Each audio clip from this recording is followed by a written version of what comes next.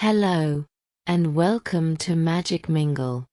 Here on our channel, we bring classic stories to life in modern English to help you improve your language skills. Whether you're learning English or just love a great story, you're in the perfect place. Today, we're exploring Anton Chekhov's thought-provoking story, The Helpmate. This tale follows Dr. Nikolay, a man facing a painful revelation about his marriage. When he discovers evidence that his wife, Olga, may be having an affair, he's overwhelmed by feelings of betrayal and disappointment. In a difficult conversation with Olga, he confronts the harsh reality of their relationship, leading him to question his own choices and the sacrifices he's made. Through their interaction, the story reveals powerful themes of love, trust, and the emotional distance that can grow in a marriage. Here's a quick summary of the story. Dr. Nikolay finds a telegram suggesting that his wife has been unfaithful.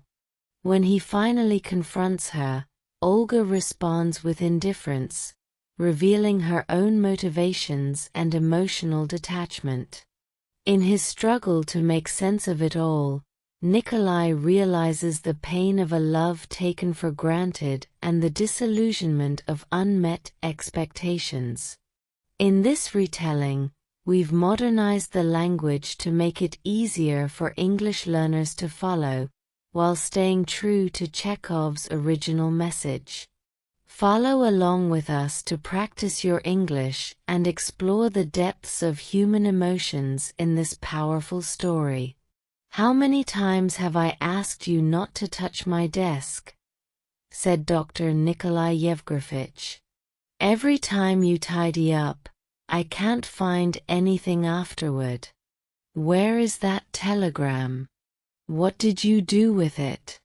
Please look for it. It's from Kazan, dated yesterday."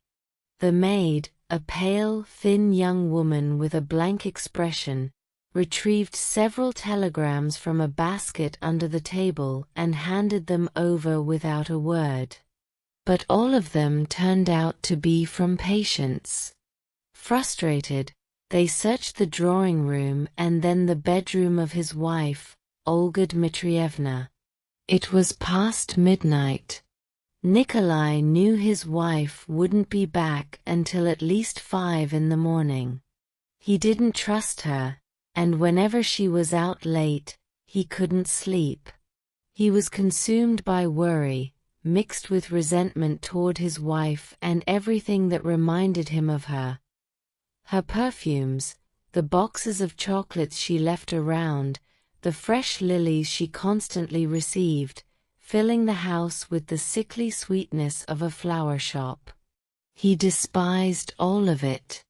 Nights like this made him irritable, and he convinced himself that he urgently needed that telegram from his brother, even though it was just a simple holiday greeting. After rummaging through the drawers in his wife's room, he found a telegram beneath a box of stationery. It wasn't from his brother. It was addressed to Olga, sent in care of her mother's house, and signed by someone named Michel from Monte Carlo. The message was in a foreign language, seemingly English, which Nikolay couldn't understand. "Who is this Michel?" he muttered. "And why Monte Carlo? Why would it be sent to her mother's address?" After 7 years of marriage, Nikolay was no stranger to feeling suspicious. He had grown used to looking for clues, piecing things together, and questioning his wife's every move. At times, he even felt like he had become an amateur detective. Pondering the telegram, he suddenly recalled a trip to Petersburg with his wife about 1.5 years ago. They had been invited to lunch with an old school friend, an engineer, who had introduced them to a young man, Mikhail Ivanovich, who had an unusual last name Riss. 2 months later, Nikolay had seen Rissa's photograph in his wife's album with a handwritten message in French. In memory of the present, with hope for the future. He'd even run into Riss at his mother-in-law's house during the same period when Olga began staying out late, coming home at odd hours, and asking him to arrange a passport so she could travel abroad, something he repeatedly refused. About 6 months ago, his colleagues had expressed concern over his declining health, urging him to take a leave and rest in the Crimea. When Olga heard this, she acted as if she were deeply worried and insisted he go to Nice instead, promising to accompany him and nurse him back to health. Now he understood why she'd pushed for Nice so strongly. Her Michel was in Monte Carlo, just a short trip away. He grabbed an English dictionary and painstakingly translated the telegram. After some effort, he pieced together the following: I drink to my beloved's health, kiss her little feet 1,000 times, and eagerly await her arrival. Nikolay felt humiliated. He could picture the absurd scene he would have created if he had agreed to travel with her. Bitter tears stung his eyes as he paced the rooms, his mind in turmoil. He clenched his fists, and raged at himself for being so easily duped. How, as the son of a humble village priest, raised in a small town, could he have allowed himself to be trapped by such a superficial, selfish, and deceitful woman? Little feet, he muttered, crumpling the telegram. Kiss her little feet. How pathetic. As he thought back on the early days of their marriage, he could hardly remember anything but her long, fragrant hair, lace garments, and those small, elegant feet. Even now, he could almost feel the lace and silk on his hands from those early embraces. That was all that remained in his mind, apart from the countless outbursts, accusations, threats and lies, brazen, blatant lies. He thought of how, in his childhood home, a wild bird might accidentally fly in through an open window and cause chaos, flapping and fluttering until everything was in disarray. His wife, a woman from a completely different background, had flown into his life in much the same way, bringing nothing but disorder. The best years of his life had been spent in misery. His hopes for happiness and peace had been shattered, his health was failing, and his home had become as garish as a brothel. Of the 10,000 rubles he earned each year, he had not managed to save even 100. His debts had mounted to 15,000, and he could no longer afford to send a small allowance to his aging mother in the village. It seemed that a gang of robbers could have done less damage to his life than this one woman had. He began coughing, his chest tight. He knew he should go to bed and rest, but he felt too agitated. Instead, he paced around, sat down, and absently fidgeted with a pencil, doodling on some paper. By 5 in the morning, feeling utterly defeated, he began to blame himself. He convinced himself that if Olga had married someone else, someone with a better influence on her, she might have turned out to be a decent, loyal woman. He knew he wasn't good at understanding people or knowing what women wanted, and he wondered if his own dour personality had driven her away. I'm practically dead already, he thought. I don't have much time left, so I shouldn't stand in her way. It would be selfish and pointless to keep her trapped here. I'll let her go. I'll even give her a divorce and take the blame myself. Finally, Olga returned, looking exhausted. She slumped into a chair, still dressed in her white coat and hat, her face showing signs of irritation. "That annoying fat boy," she complained, catching her breath. "He's just awful, it's disgraceful. I can't put up with it anymore." "What happened?" asked Nikolay, walking over to her. "That student Azarbekov was walking me home, and he lost my purse. There was 15 rubles in it. I borrowed that money from my mother."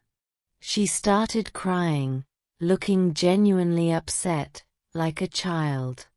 Her handkerchief and even her gloves were soaked with tears. "Nothing can be done about it now," Nikolay said calmly. "If he lost it, he lost it. Don't worry. I need to talk to you about something." "But I'm not made of money," she cried, ignoring him. "He said he'd pay it back, but I don't believe him. He doesn't have a kopeck." Her husband tried to calm her down, but she wouldn't stop talking about the lost rubles. Eventually he said irritably, "I'll give you 25 rubles tomorrow if you'll just listen to me." She wiped her tears and said, "Fine, but I need to take off my coat first. I can't talk about serious things in my coat. You're so strange." He helped her remove her coat and boots, noticing the faint scent of the white wine she liked to drink with oysters. Although she seemed delicate, Olga ate and drank a considerable amount. She went to her room, freshened up, and returned with her hair down, draped in a lacy pink dressing gown. She sat back, looking comfortable, her little foot peeking out from her slipper. "So, what is it you want to discuss?" she asked, lazily rocking in her chair. "Look at this," Nikolay said, handing her the telegram. She read it, shrugged, and said, "Well, what about it? It's just a New Year's greeting. There's nothing secret about it. You assume I don't know English." "No, I can't speak it fluently, but I do have a dictionary. This telegram is from Riss. He's drinking to the health of his beloved and kissing your little feet 1,000 times. But let's put that aside," he continued quickly. "I don't want to argue or accuse you. We've had enough arguments and accusations. I want to end all of that. What I'm trying to say is, you're free to live as you like." There was a silence. Olga began to cry quietly.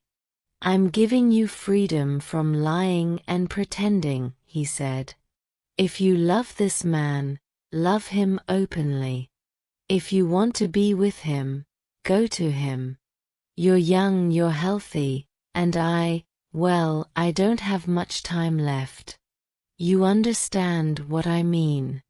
Too upset to continue, Nikolay stopped. Olga, still crying, confessed her love for Riss, admitting that she often went out of town with him and longed to travel abroad to see him. "As you can see, I'm hiding nothing from you," she said, sighing. "My whole heart is open before you. And I ask you, please get me a passport. I repeat, you're free." She moved closer to gauge his expression, still unsure if he was serious.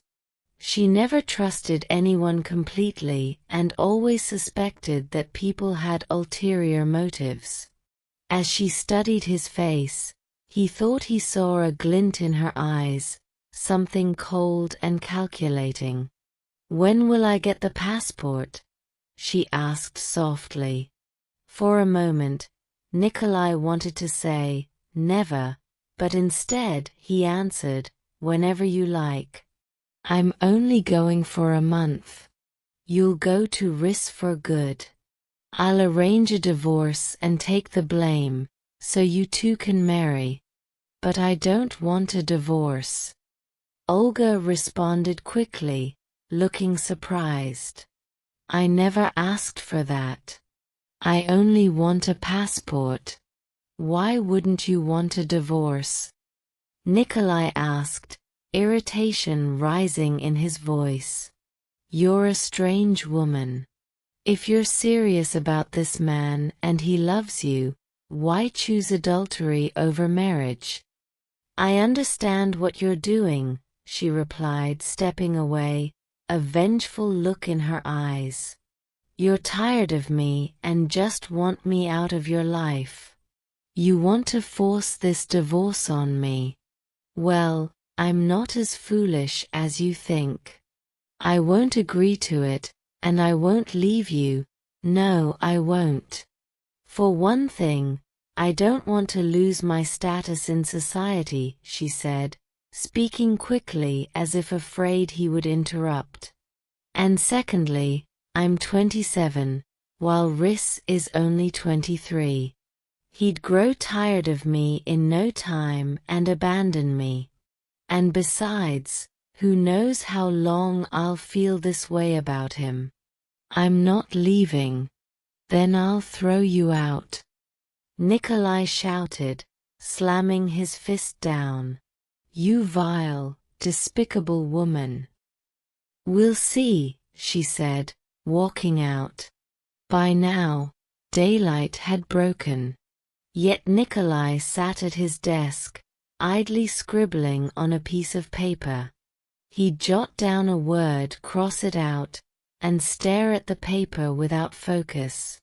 Occasionally, he got up and wandered to the drawing room, where he paused to study a photograph taken 7 years ago, shortly after his marriage. It was a family portrait, his father-in-law, his mother-in-law, his wife and himself, the picture of a happy young husband. His father-in-law looked cunning and greedy. His mother-in-law had a small, sharp face like a weasel's. Olga's features were similar, but more striking and bold. And there he was, looking as naive as ever, a kind and open-hearted man. He'd been foolish enough to believe that this family would bring him joy, love, and happiness. Now, he could hardly recognize himself. He put on his coat, preparing to go to the hospital, when his servant entered. What is it? He asked. The mistress is awake and wanted to know if you'd give her the 25 rubles you promised. Thank you for listening. Like, subscribe and share our channel Magic Mingle with your friends to enjoy more magical stories.